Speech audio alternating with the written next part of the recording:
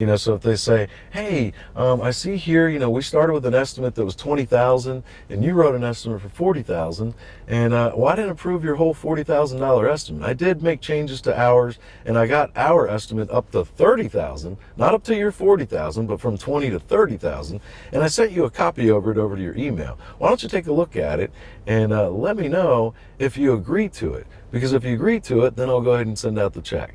Well, my response will be, well, I can't agree to anything, you see, because I'm just the contractor who was hired to perform all repairs that are prescribed by you. And so if you've made these prescribed repairs, well, I'm going to go ahead and get started on these repairs. Okay, so go ahead and send that money, and we'll get started on it. We're just going to take us time to vet this estimate and run it through our estimating team and really review it extensively, diligently, and make our preparations and our planning and our strategy. And we'll go ahead and get started with everything. We'll start with all that. We'll start with whatever repairs we can, and we'll try to do it the way that you've prescribed. And if anything comes up, we'll let you know. Okay, so go ahead and send the money, send the money, send the money. Send that money right now, and we'll go over and pick up the money. We'll get started on the repairs, and if anything comes up, we'll let you know. And what's that called? A supplement, right?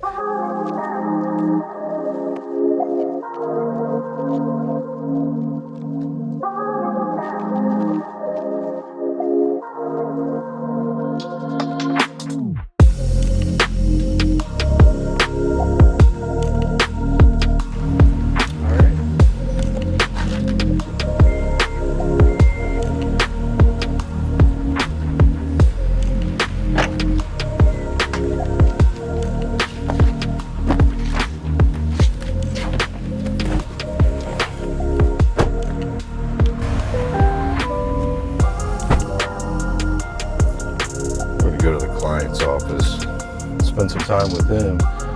And the client, he's a local builder here in Pine Island, Florida, and he hired me and my team to come in as a consultant because he had, I believe, 32 properties that were under construction, like that he was building at the time of Hurricane Ian's landfall.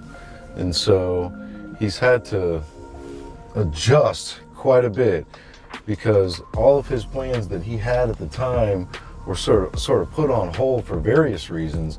And instead, what he had was his second generation company as a builder. All the clients that he had, built homes for and did renovations for and did repairs for, they all now had emergencies where they had to get their properties fixed back up. And most of them weren't even able to live there at the time. So you had water pouring in through roofs in certain homes, and then other homes were right on the water and the storm surge came up.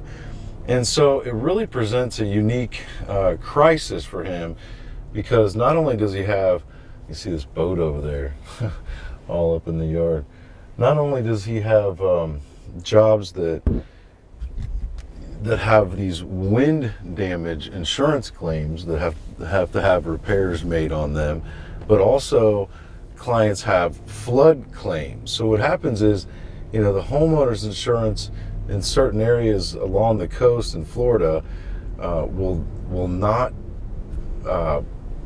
provide flood insurance for their property owners.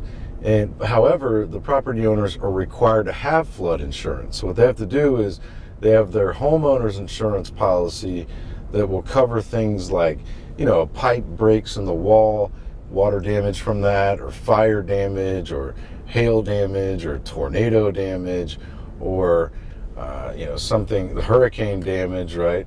Or a tree falls on the house, kind of damage. They'll cover all of those things, but not flood damage.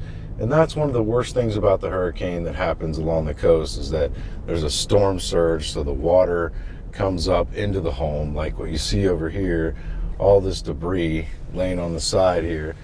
And that's because that home is based under the floodplain.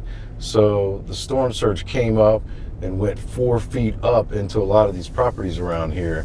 and just decimated, things like cabinets and doors, flooring, the drywall and insulation, at least on the walls. And so so now these property owners have their homeowner's insurance to deal with from the damage that was caused from the hurricane, from the wind from the hurricane rather, where you think of the roof has failed, right? And so water got in through the roof, through windows, through other penetrations in the walls, and caused massive water damage. Sometimes to the same items like flooring and cabinetry and things like that. So sometimes these things overlap, right?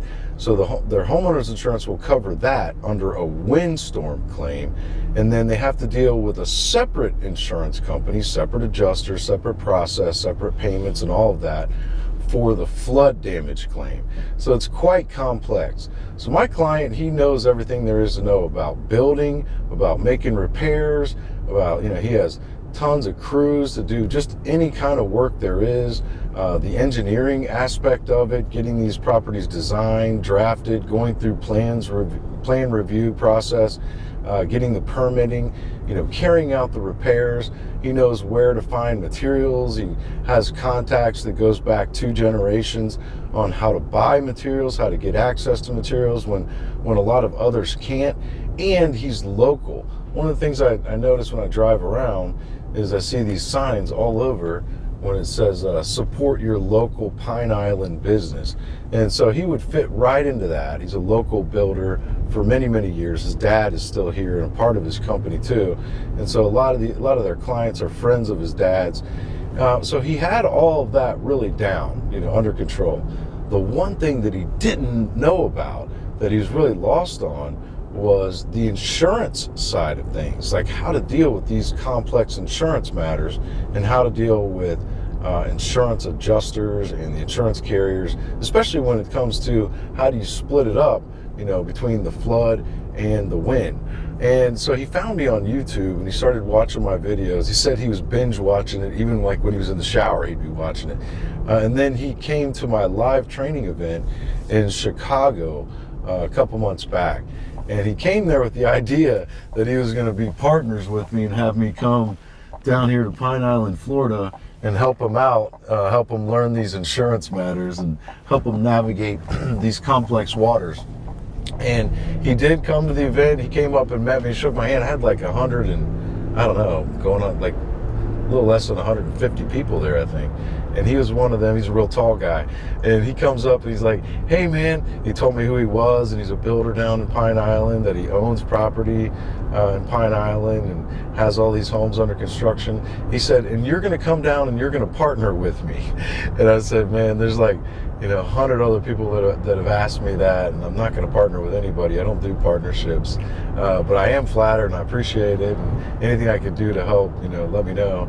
He ended up signing up for my monthly mastermind program that I had at the time, where it was just like, where he could have one-to-one access on a constant basis, and where I provided him, consulting advice for a lot of different things. And it was then where we got on Zoom calls, and I still have the recording of those. I should pull those up.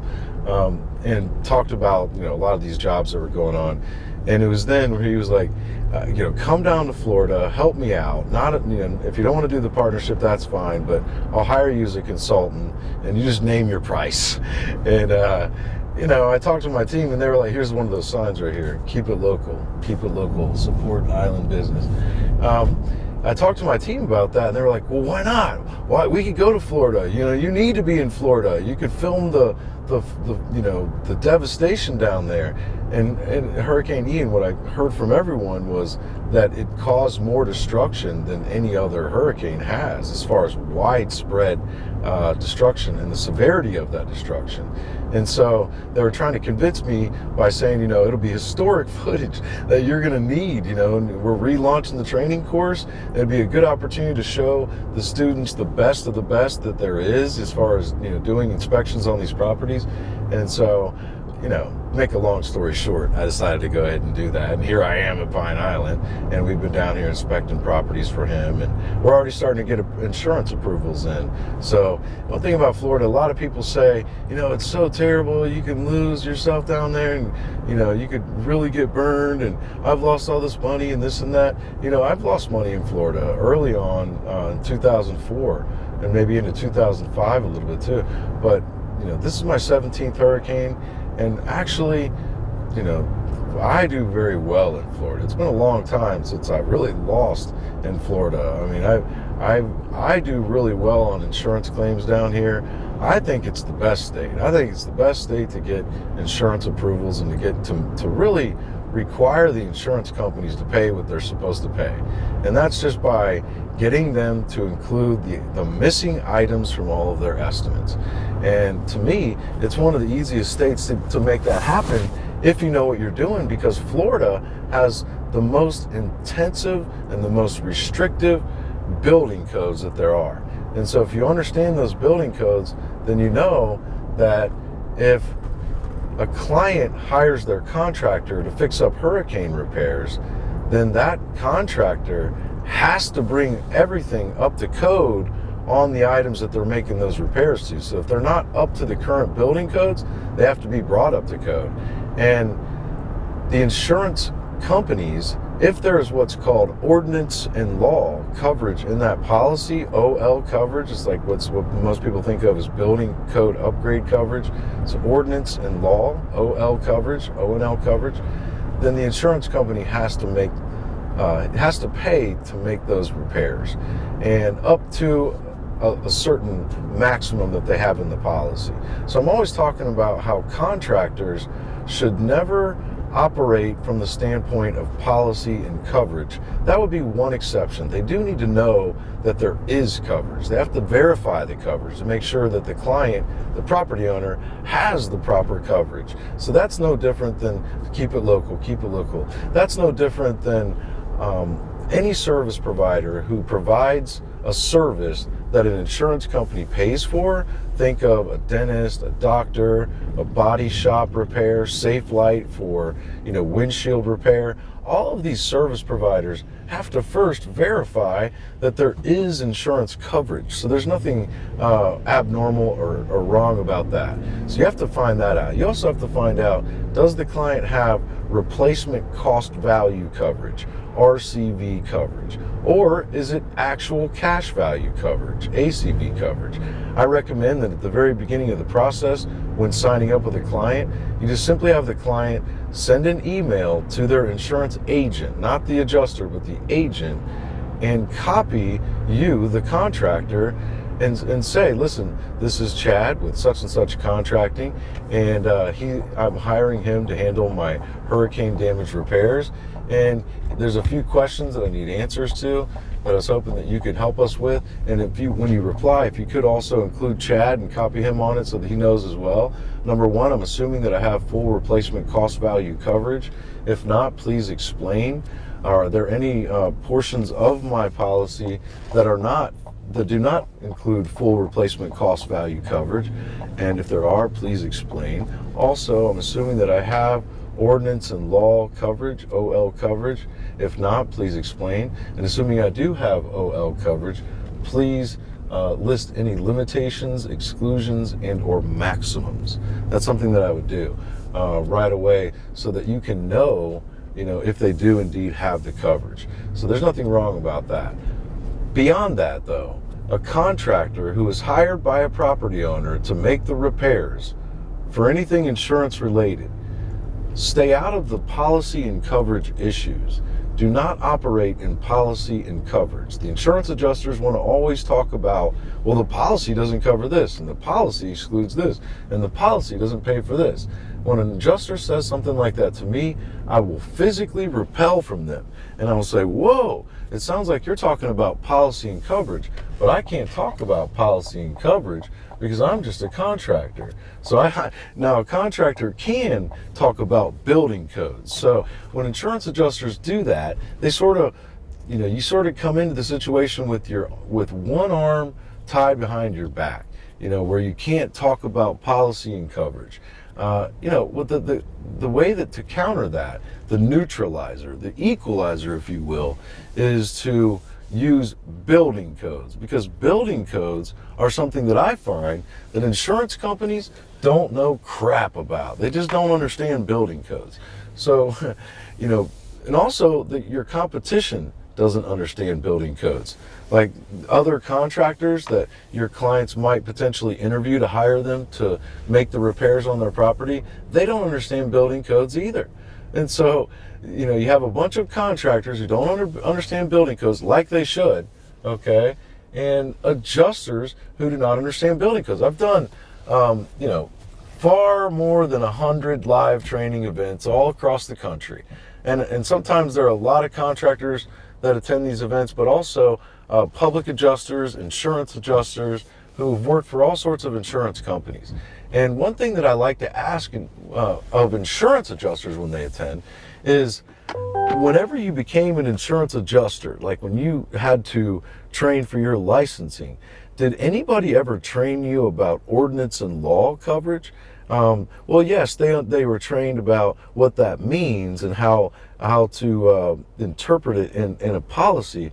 But then I asked them, well, did anybody ever then teach you about how building codes work and how they're applied to the coverage? No. Like every single one of them, no. There's no one that ever said, yeah, we had training for that. So when you went to take your test to get your license to be an insurance adjuster, was there anything on that test about building codes? No, nothing about building codes. And all these different states, testing that has been administered by multiple different states, none of them have ever told me that any of those tests included anything about building codes. Okay, great. Well, I see here that you worked for State Farm, Nationwide, Allstate, all these different companies. When you went to work for any of those companies, did any of those companies ever train you on how to interpret building codes and how to apply those to the coverage? No. So the adjusters do not understand anything about building codes unless they used to be contractors and happen to be contractors who actually knew what building codes even mean. So most people who are watching this are contractors, and you don't understand building codes. That's okay. That was me too when I was a contractor. I didn't understand building codes. Even in Florida, I had people that worked for me, and I thought that was good enough. I thought that I could rely on them to help me and always pay attention and apply those building codes correctly. I now understand that I don't think they knew anything about building codes either. So building codes are not as complex and not as difficult to understand as you may think. I thought they were impossible. Like, it seemed like reading law books. It seemed like I was looking at a different language that I didn't speak, like Japanese or something, where I just looked at it, I couldn't understand it. But someone helped me along the way to simplify that. And I was able to do that, and you really don't need all the building codes. You just need to you don't need to buy all those books. You just really need to focus on 3 of those code books, and then just a handful of the codes that are in those books. Those are mostly the ones that will come into play mostly. Now, of course, there are more complicated. You'll get into electrical, mechanical, and plumbing, and all of those codes do need to be executed and applied to the claim properly. But you don't really need to. You're usually going to have a licensed electrician involved. So, if you just have the simplified codes, only the ones that I feel like you're going to need, and just use those the most. And if you can start to make yourself familiar with how these things work, then if you ever encounter electrical or plumbing or mechanical or something more complex, then I feel like you'll be able to understand it better when you go to do the research, because you'll know how these codes work. So just doing the simple work of understanding basic building codes will set you apart from your competition, but also from your adjusters. That'll give you that advantage against these adjusters. And also, you are allowed to talk about price with adjusters, even here in Florida. People say you're not allowed to do that as a contractor. That's just bogus. People say that you're not allowed to identify damage. Yes, you are allowed to identify damage. Look, if you were hired as a handyman to fix a screen door, okay, before you can make repairs to that screen door, you need to identify what in the world is wrong with the screen door. So the idea that you're not allowed to identify damage is just hogwash. It's just garbage. I don't give any any time to statements like that. So here's the thing that you do as a contractor, the thing that you're actually obligated to do, the thing that you are contractually bound to do, the thing that you're hired to do. And if you can think of it this way, as your core, where everything starts from, then I believe it could be a game changer for many contractors out there. And that is, you're not hired to go fix a roof or to fix a floor or, fix up the interior. That's not what you're hired to do. You may do those things. You're not hired to do those things, though. The thing that you are contractually obligated to do, the thing that you are hired to do, is to perform all repairs that are prescribed by the insurance claim. Okay, so you are hired as the contractor to perform all repairs that are prescribed by the insurance claim. And I'll add to that, for the total approved replacement cost value amount, for the total RCV amount. That's the way that I would confront these jobs, is that starting out, before anything, you're hired as the contractor to perform all repairs that are prescribed by the insurance claim for the total approved replacement cost value, RCV, amount. And so if you go out to meet with an adjuster after you've been hired and the adjuster says, hey, nice to meet you, I see you're the contractor, do you have an estimate? Well, actually, I have a preliminary estimate sort of put in place, but it's not really ready yet, because the thing is that I was hired as the contractor to perform all repairs that are prescribed by you, by the claim. So that's really what I'm doing here, is to come here and get my instruction list from you, if you will. I'm here to get my marching orders, right? And so I'm going to stay out of your way. I don't want to be here to tell you how to handle your job or tell you what to do. I'm here, I have my camera and such, I'm going to take pictures because I want to find out what it is that you're going to approve, so that I know what to write an estimate on. Does that make sense? And by the way, I use Xactimate. Seems like you use Xactimate too. And that's usually where the adjuster says, hey, can you just send me the ESX data file? That's what I want them to say. That's for another topic. Building codes for another topic. All in my IES certified training course. But that's why I think that'll help a lot of people, is that, and I say it over and over and over again in my events, for almost anything that comes at me, any challenge, any problem, like, what do you do when the insurance company says this? What do you do when they don't want to pay for this? The place I start from is, well, Mr. Adjuster, I was hired as the contractor to perform all repairs that are prescribed by you. So if they say, hey, I see here, we started with an estimate that was $20,000 and you wrote an estimate for $40,000, and well, I didn't approve your whole $40,000 estimate. I did make changes to ours, and I got our estimate up to $30,000, not up to your $40,000, but from $20,000 to $30,000, and I sent you a copy over to your email. Why don't you take a look at it and let me know if you agree to it? Because if you agree to it, then I'll go ahead and send out the check. Well, my response will be, well, I can't agree to anything, you see, because I'm just the contractor who was hired to perform all repairs that are prescribed by you. And so if you've made these prescribed repairs, well, I'm going to go ahead and get started on these repairs. Okay, so go ahead and send that money, and we'll get started on it. It's going to take us time to vet this estimate and run it through our estimating team and really review it extensively, diligently, and make our preparations and our planning and our strategy.